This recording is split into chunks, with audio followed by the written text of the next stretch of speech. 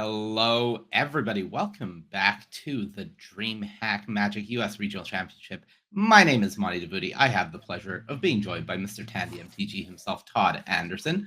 Todd, good afternoon. How are you doing? I'm doing pretty good, Monty. How are you, bud? I'm great. We've got 2 rounds in the books, 7 more rounds to go today, so still plenty of Magic action. And honestly, I'm just happy to hit the ground running. This tournament has already looked so good. The US Regional Championship is a little later in the season, so we've seen the format develop and build up to this point. There's a lot of big names in the room, so it's just really exciting Magic to watch.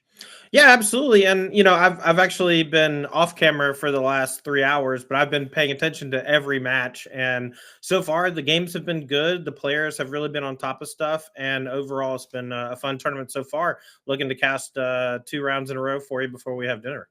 Yeah, sounds great. Before we get headed into the Magic, we are going to take a look at our standings after 2 rounds. 2 rounds in the books. We are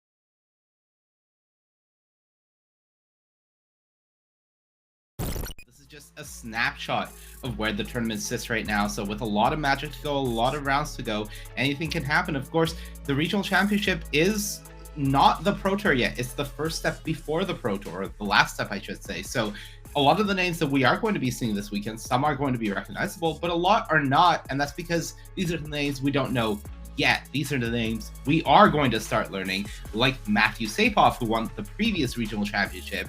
We are going to learn them and look out for them going forward. So really exciting to watch. Yeah, speaking of that, Ben Madsen, actually, I've been in contact with someone on his team, Aaron Diaz, and I know he got second at the last regional championship, and I love their deck. It's this Diregraph Rebirth Reanimator deck with Tyvar in it, and I'm a big Tyvar fan, so looking forward to seeing not only these new names step up and really show off with their decks for their second go, but also looking for those old school names as well. Yeah, absolutely. And let's get down to it by taking a look at the deck list for the feature match we are going to be watching for this round. It is going to be Abe Corrigan on Esper Legends against Paul Green on Esper Legends.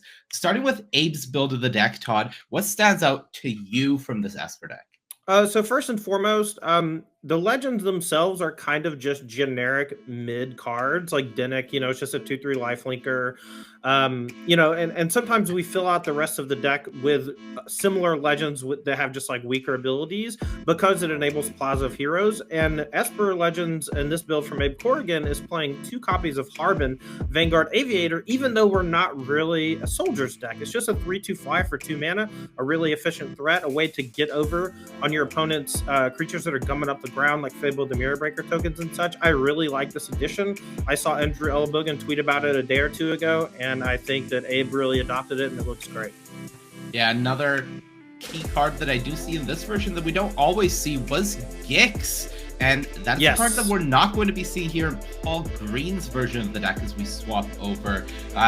Ludovic Necrogenius, instead the sort of flex slot 2-drop that we don't see from Abe's build. How do you feel about that inclusion? So honestly, I tried to test with Ludovic on Magic Online and physically couldn't because the backside doesn't transform into the backside. So I haven't played against this card or with this card yet, but it's got a ton of text and the backside's really powerful if you can get it going. It's one of those cards where if your opponent is light on removal, it's going to be excellent. But in this matchup with Go for the Throat, as well as a couple copy of Urtide, there's not a lot of interaction, and you can protect it with Skrull decently well. So I think that there's a chance that Ludovic might run away with the game.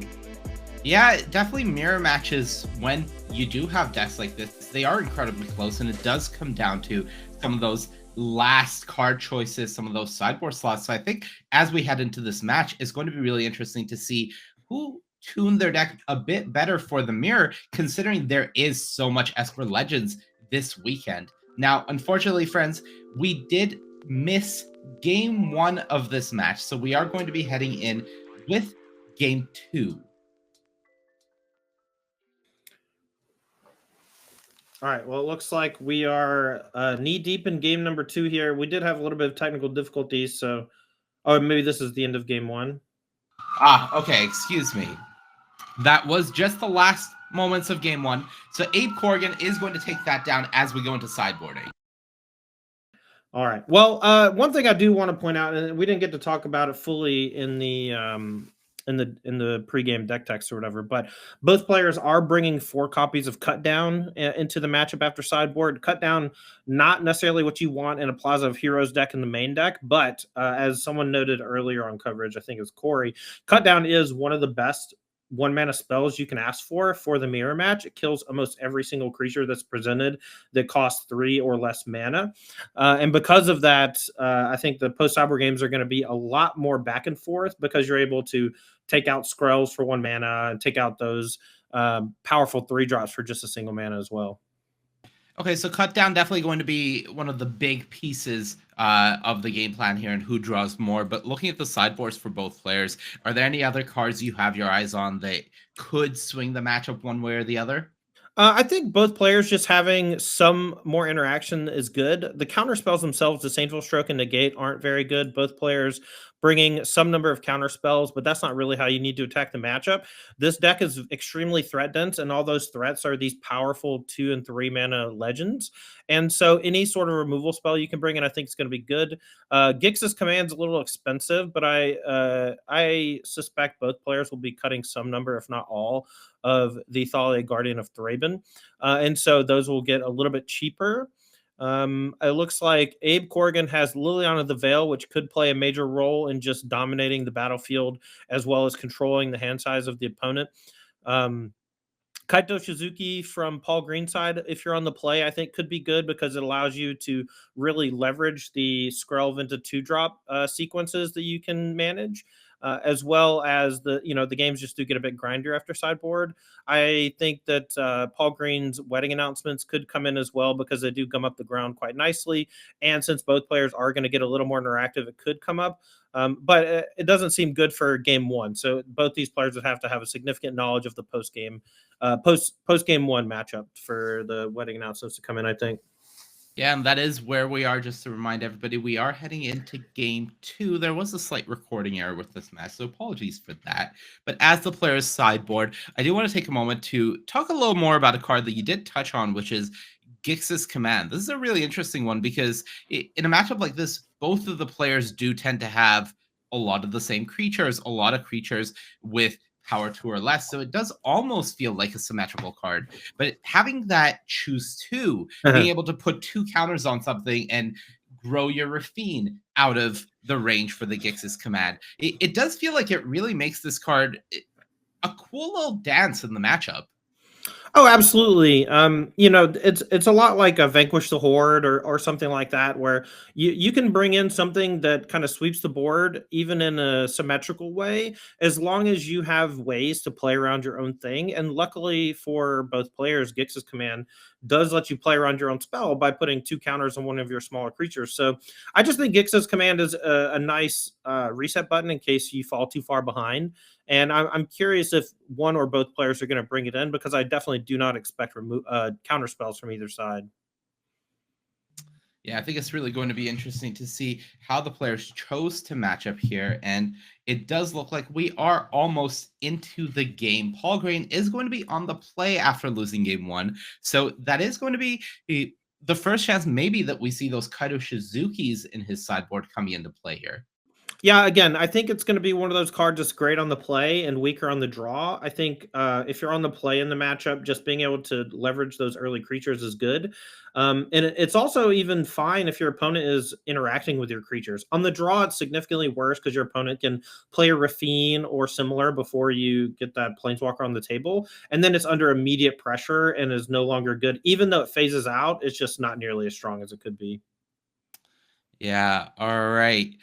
Looking at these lists a little more, looking back at the main decks, of course, we pointed out the differences, Harbin and Gix for Abe versus Ludovic from Paul Green. But what are the kinds of hands that you're really looking for in the mirror here, especially post board? I think you just want a pretty decent curve. You don't need a one drop with Skrelv, but you definitely want some sort of two drop when you're on the play.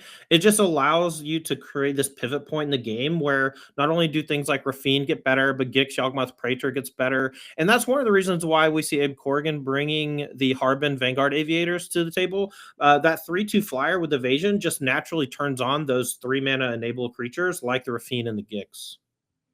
All right. Well, we do have hands, and looking over at Paul Green's hand, I do see 2 copies of Skrelv right off the bat. There's also a Denik and a Shieldred, but no black sources, so Yeah. pretty easy send back for him. What's Abe working with?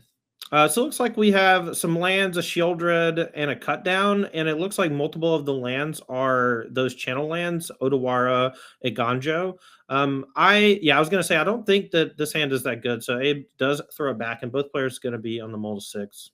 Yeah, I think that may have been 3 Odawaras, all 3 Odawaras from Abe. So while there were 5 lands in that hand, technically there were only 3 and the Shieldred not castable. I think it is tempting to want to keep a hand with cut down when you're on the draw and your opponent is mulliganing.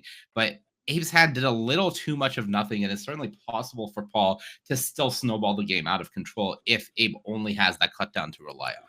Yeah, one of the strengths about playing the channel lands is that they prevent flooding later in the game, but having multiple in your opener can often lead to some really awkward situations because they only tap for one color. The legendariness or whatever, you can usually afford to hold on to a land for a little while, even if it's a backup legendary. But having 3 copies of one of those legendary lands in your opener is just not where you want to be. And it was a very easy mulligan for Abe. All right, well, we are back at it. Both players looking for 6s here as we try to get a sense of what is going on. Paul will have the first choice, and it's a keep for both players. So we are going to be playing 6s, and we are getting into it. Really kicking off round 3 now on coverage.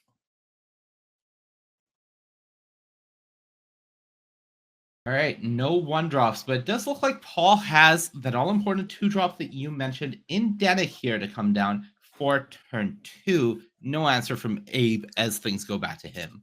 You know, it's really funny to me. The Dennick Pious Apprentice is just essentially a 2 mana 2/3 lifelinker. You know, it has the added ability of things in the graveyard can't be targeted. That doesn't come up that much. It is quite good against some cards like Graveyard Trespasser or in Grixis you get to play Corpse Appraiser. And so it does have added value there, but for the most part, this is just a 2 mana legendary that doesn't die to any of the 2 damage stuff like Play with Fire. Has lifelink, so it works well against the aggressive stuff. But it's a great card, but it's just a generically decent statted creature. Yeah, I think a lot of the text on it is bonus or secondary, with the legend part being the big key. And here comes one of those haymakers out of the sideboard. I was talking about Liliana the Veil. I think both of the planeswalkers from either side, Kaito from Paul and Liliana from Abe, could be serious threats after sideboard. And that Edict taking care of a Skrelv and then sitting on the battlefield now. Yeah, we do see Denik being disturbed from the graveyard. Denik Pious Apparition coming back here. So that is a flyer to pressure down Liliana, but Abe is having none of that. Just firing off a second copy of Go for the Throat, getting that permanently off the board, and then Liliana goes up. And it has to be said, with both players taking a mulligan this game, Liliana is going to do a great job of pressuring already limited hands here. Yeah, I mean, you see Abe playing the classic Jund post-sideboard plan where you just kill everything and use your Planeswalker to leverage your advantage. He's okay discarding like an extra land. He's okay not ticking up in some spots where he would have to discard a relevant spell. You get to kind of control the pace of the game and the hand sizes. Paul here passing with 4 mana can lead me to believe he has a ton of different things, but the thing that pops in my mind the most quickly is Urtai Resurrected, which would be an incredible tempo play if Abe goes for any sort of 3 or 4 mana creature here. How about a Rafine as a 3 mana creature here? And with that Rafine having Ward, I think that does sort of make it clear for Abe that Paul either doesn't have an Urtai or doesn't want to fire off the Urtai in that spot. Yeah, I think cut down as a fine answer to Rafine, and as we saw, Liliana just didn't tick up. That is the secret third mode, as we call it, or sorry, secret fourth ability is the no activate. Yeah, Abe does go for another, and Paul responds in kind with a go for the throat of his own now. We've already seen Abe fire off two of those. Another turn of Liliana not ticking up, which, if you're in Paul's seat, you're not overly unhappy about it, getting to hold on to your hand, but it's also not like you're excited about it, considering Abe is representing my entire hand is good. I value this hand more than getting an unknown card out of yours. Yeah, I mean, Paul's probably sitting on like removal spell land, and the whenever Abe allows him to empty his hand, Paul's basically going to have no more cards in hand for the rest of the game. It'll be interesting to see what Abe wants to do here. I don't even mind a Lily minus on the 12 if you don't have that many other things to do. Looks like he's thumbing a cut down, a shield dread, an unknown third. So this is why he hasn't been ticking up. He wants to essentially, force Paul to have answers for all the other things he plays first. And then when the shields are down, we play shield dread, we tick up the Lily for the last card, and that's all she Yeah, wrote. I think the fact that Paul has two cards in hand is what is really leading Abe to play this more slowly, just valuing the cards that he does have currently. All right, well, we go for a cut down on the Skrelv on the upkeep. That's to play around any sort of counterspell shenanigans. A, we want to kill it before they draw, but B, we want them to use their mana on their own turn. Paul, though, going to let the Shieldred resolve, so no Urtai in hand, probably, but we'll see. Oh, he does have it, and we're going to use it to blow up the Shieldred. It's going to give Abe a card, but that's a huge tempo play.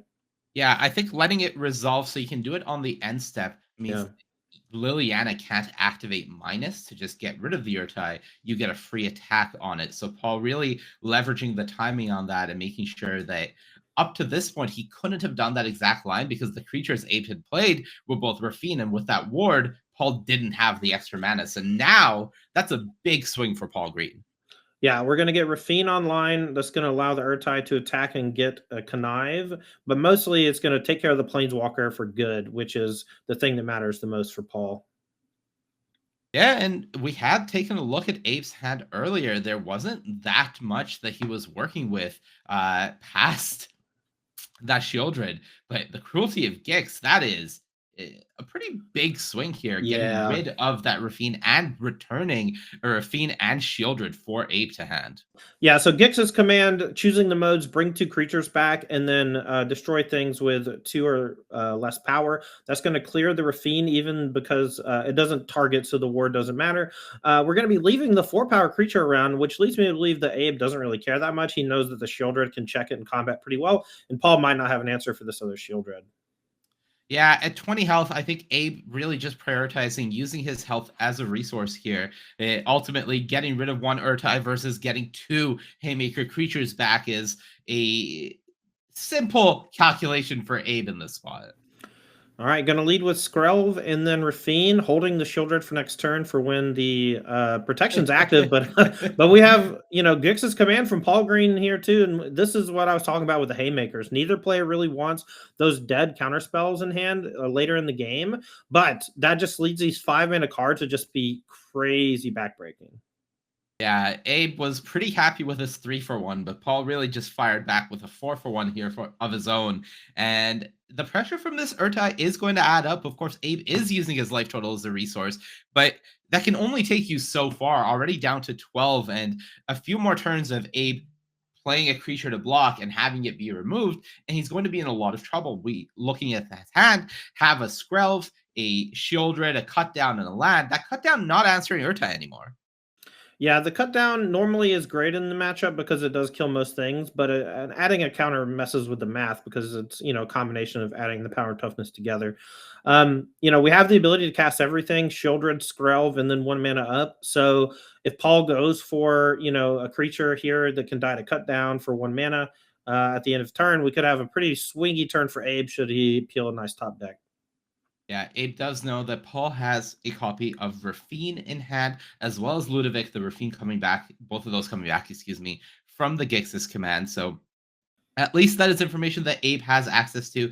Can get the Rafine off the board before this Urtai attacks and gets that connive trigger, if that's something that Paul is interested in. Well, the ward does save it from happening during this attack phase, so we will get Of the course. attack this turn. But next turn can do it for just 2 mana and then still redeploy the Shieldred. Oh my goodness, this is a big swing from Paul Green. We saw 2 legends being deployed and then just using Ottawar's channel ability for 1, thanks to that reduction ability, bouncing the Shieldred out of the way. Another attack from Urtai coming in, and this is starting to get out of hand from Paul Green. Yeah, while Plaza of Heroes, I think, is the best draw for the Esper decks all being, legendary focused, the channel lands having the cost reduction is incredible. And it just makes it so that you can end up playing 28, 29 lands. So you just hit all your early land drops naturally. And then you're gifted with these extremely reasonably, if not even undercosted effects like Otawara and Iganjo, after board presence has been established. Yeah, and just making the choice of what to discard there from Paul to that connive ability. We did see the hand was Plaza of Heroes, Ludovic, I believe, and that cut down. And Paul discarding the cut down there, not a good sign for Abe. Does have a cut down of his own to answer one of these creatures, can deploy it alongside with this Shieldred to get rid of Rafine before that Skrelv is active, but still in a decent bit of trouble considering this Skrelv can push damage through with this Urtai through the Shieldred. That is why he's essentially discarded the cut down. He wanted to get the Urtai up to 5 power so it could rumble in the jungle. And now, we have it in a spot where, Abe might just die to a Shieldred here because of the way the triggers work. If Urtai comes in for 5, there's a chance that we kind of just have to block because a Shieldred from Paul just ends the game thanks to the way the triggers stack up. Yeah, and now Paul is leveraging the Plaza of Heroes he just played to say, all right, I'm not even going to use Skrelv. Yeah. I'm going to keep the Skrelv as protection, and I'm going to force you to have the choice of blocking with this Shieldred, which will trade with my Plaza, and then that will be off the board, or you're just taking the damage, and I have 2 pieces of protection for my lethal attacker now. All right, looks like we're going to deploy Ludovic.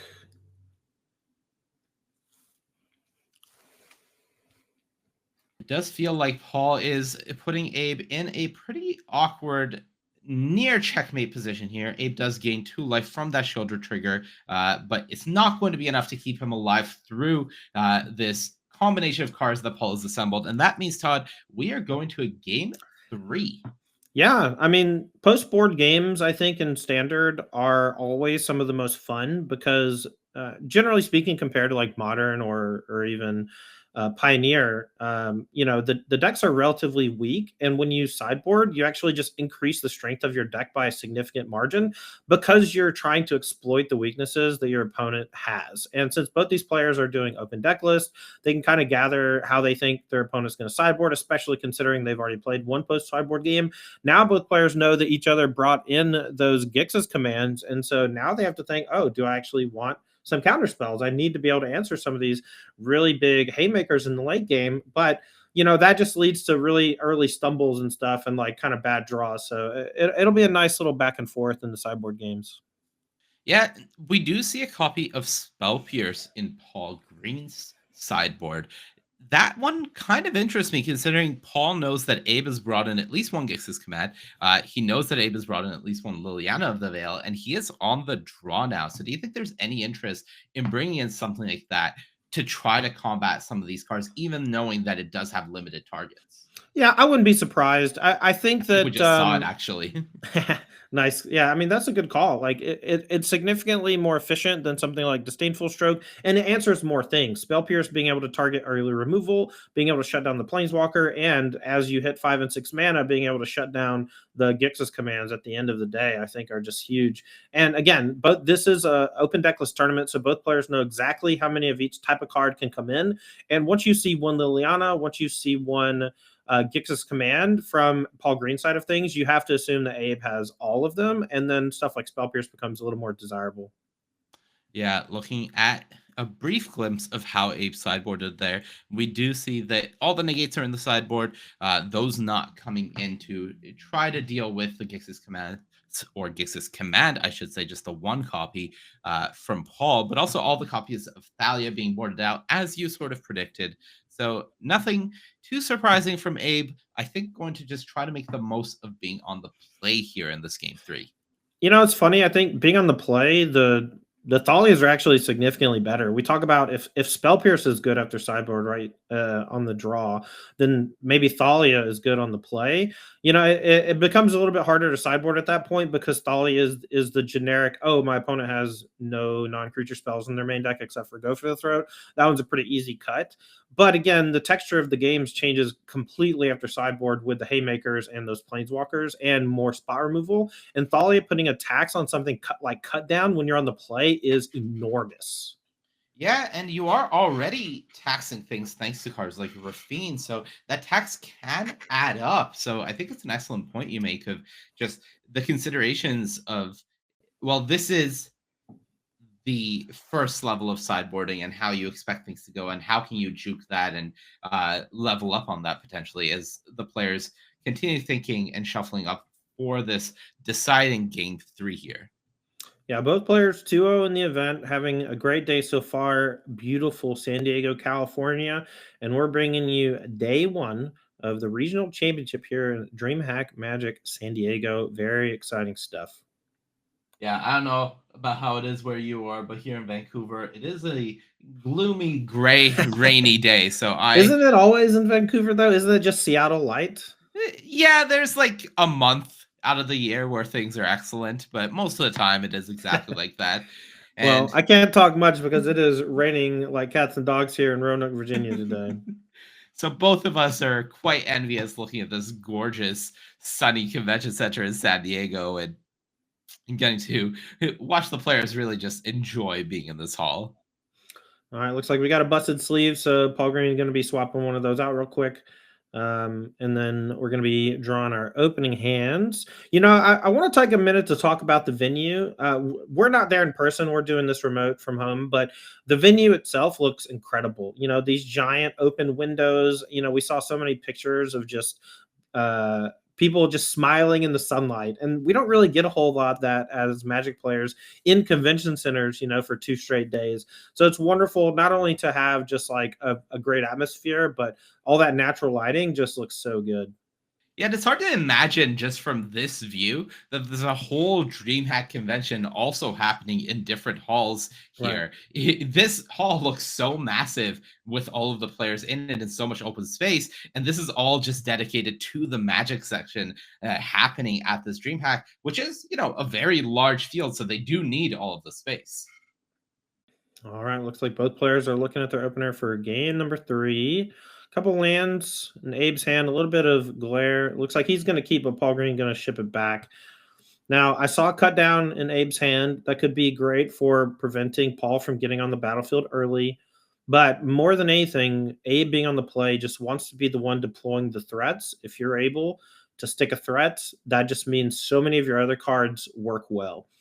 One thing I want to note is I did see Abe board out both Gixes for game number 2, but brought one back in on the play for game number 3.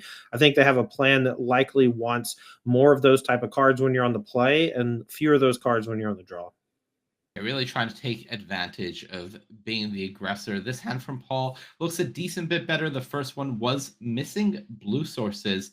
Does still have that one copy of Spell Pierce that has been in both hands so far this game. So perhaps that can help prevent Abe from running away with the board with something like a Liliana of the Veil on turn 3 before Paul can get on the board.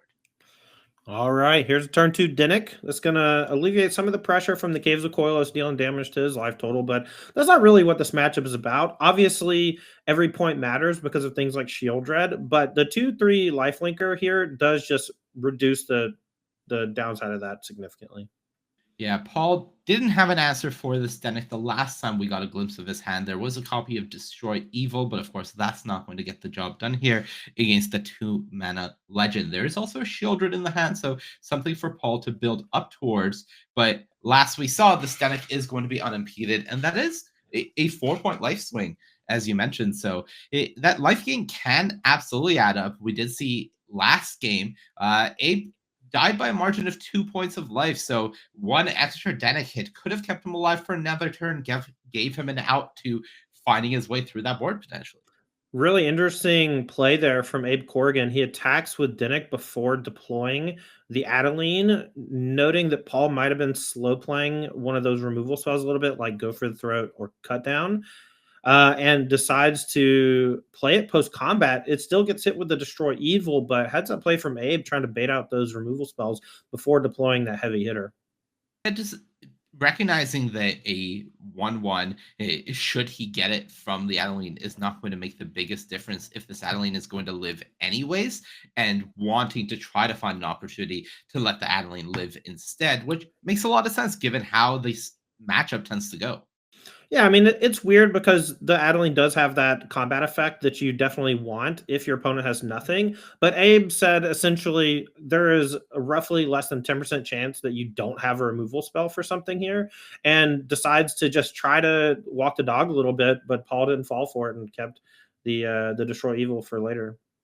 Shieldred coming down from Abe Corrigan. Slight pause on Paul Green's upkeep, but no removal effects. So that is a card drawn and a Shieldred trigger acknowledged there. And looking at Paul's hand the last time we saw it, there wasn't an answer to this Shieldred past this copy of Destroy Evil that has already been fired off. So if Paul has nothing, this Shieldred could really start running away with the game. You know, we saw Abe kind of shaking his head a minute ago. It's possible that he kind of was punching himself a little bit. He's like, well, it didn't really change the outcome, right? Because the Destroy Evil still killed the Adeline. But if he plays the Adeline pre-combat, he essentially forces Paul to use the Destroy Evil. And by playing it post-combat, Paul might have been able to use something else on it, like a cut down, and then would have had Destroy Evil for the Shieldred later. So, little things like that. Like Abe is one of the best players in the world. I don't want to sugarcoat it. He's an excellent Magic player. And so if he is second guessing an innocuous play, I like to really deep dive into why. And to me, that's why. All right, just taking a moment to think about what this turn is going to look like. But I think Abe is feeling really good about how this game is going, considering Paul missed a land drop the previous turn, and all he could do was develop a Denic. Abe got to untap with an active Shieldred, has removal spells available, firing one off at that Denic here, of course, Adeline with two creatures on the battlefield, not a valid target for cut down, but Abe able to just clear the way, get this Shieldred through, and pass the turn back to Paul. All right. Back Paul's way. Let's see if he has a way to clear the Denic. The attack is relatively stifled by the Denic blocking the token. So even if there's a creature pre-combat, the Adeline really needs a clear board essentially to really hammer home all the extra damage and stuff. And it looks like we do have the cut down here to take care of the Denic. Abe just getting a confirmation of the life totals. Both players have had a Cave of Koilos on the battlefield that they have had to use, especially Paul, 4-colored mana quite a bit up to this point. So Abe just wanted to make sure that the life totals are correct. I am a bit worried for Paul. I think I got a glimpse of Abe's hand, and it had both another copy of Cut Down and a Go for the Throat in it. If that is true, I think Paul is in a lot of trouble given how the game is currently looking. All right, looks like it's Cruelty of Gix and another Shieldred from Abe's side of things, so slightly off on those. But wrong on both. Cruelty of Gix could be great here if you go remove all the creatures that have two or fewer power, and then you can either put 2 counters on your thing or regrow both of your creatures from the graveyard. I mean, this looks like a pretty juicy Gix's command, if you ask me. But Abe, I think, really thinking about something like Spell Pierce now, maybe a Disdainful Stroke. Paul has essentially held up a blue mana almost every single turn, except when he took the turn off to cast Denic. So Abe really keeping that in the back of his brain, and he might walk right into it here. Yeah, Gix's command is pushing lethal here if Abe does go for it. So I think it is tempting, but the discipline of acknowledging I don't want to play into a potential Spell Pierce from you when I can just slow roll this, just really heads up play from Abe, passing the turn back, not even an attack from the Children, not wanting to expose it, I assume, to something like Iganjo from Paul Green, and just really tight play. Yeah, I mean, Abe knows that if Paul doesn't have direct removal for it here, it's just gonna carry the game with the damage from drawing. Now though, Paul tapping out, and this looks like Abe's just about to hammer it home now. Yeah, I believe if Abe just fires off the Gix's command here, putting the There it counters is. on the Denic would do it. And that is lethal, the handshake, and a win going to Abe Corrigan, who moves up to 3-0 with this Esper Legends deck. Yeah, Really I cool mean, stuff. honestly, it looked like Abe really wanted to go for the Gix's command at the end there, and it took incredible discipline, I think, to essentially not do that, and left himself the ability to pop the clue token that the backside of Dinnick offers should the shield dread go down. So just great patience and well played there from Abe. Yeah, just really measured plays, and we knew the Spell Pierce was there, so getting rewarded for it. Now, we do have an interview with Abe, who had a chance to talk to Tannen after his match. Let's go check it out.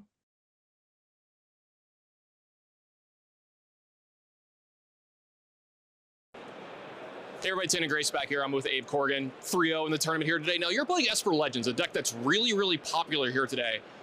Why'd you choose that one? Is that one of the ones that, you kind of just saw it was good, or did you put in a lot of time and effort?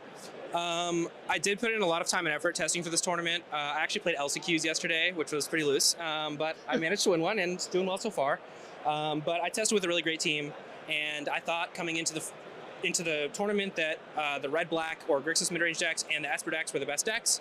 I think that you can experiment and play Atraxa or Mono White, but I just thought there was so much play to these decks, and I felt like I just feel like the better player wins a lot of the time. So as long as I don't play horribly, which I did yesterday, then I feel pretty good about my choice, and I think our team's list is really nice.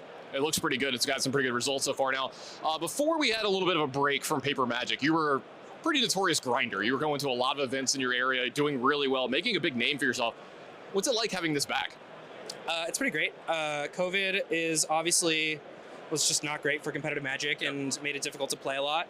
And I'm very much a player who likes playing in person. I just love over-the-table Magic, and playing online doesn't give me the same feeling and give me the same hype as playing a feature match. So I'm very excited to be back in this beautiful convention center, and just excited to play. Yeah. Well, Abe, thanks for the time. You're 3-0. Good luck the rest of the day. Thanks.